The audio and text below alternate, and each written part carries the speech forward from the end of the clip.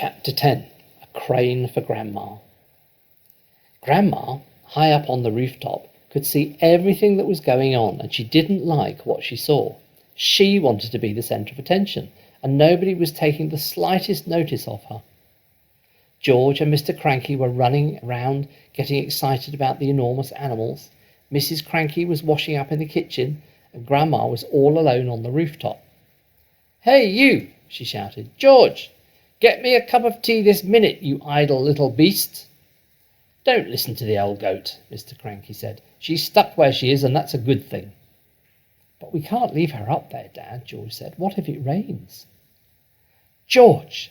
Grandma yelled. "Oh, you horrible little boy, you disgusting little worm. Fetch me a cup of tea at once, and a slice of currant cake." "We'll have to get her out, Dad," George said. "She won't give us any peace if we don't."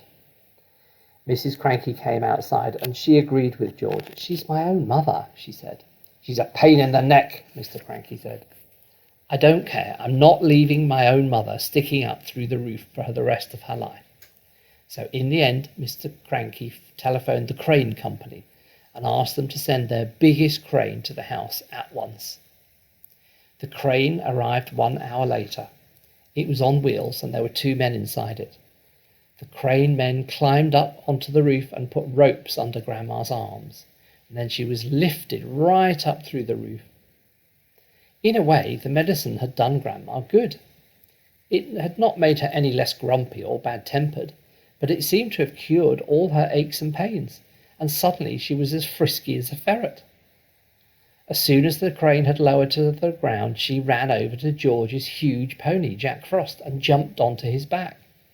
This ancient old hag, who was now as tall as a house, then galloped about the farm on the gigantic pony, jumping over trees and sheds and shouting, "Out of my way! Clear the decks! Stand by, all you miserable midgets, or I'll trample you to death!"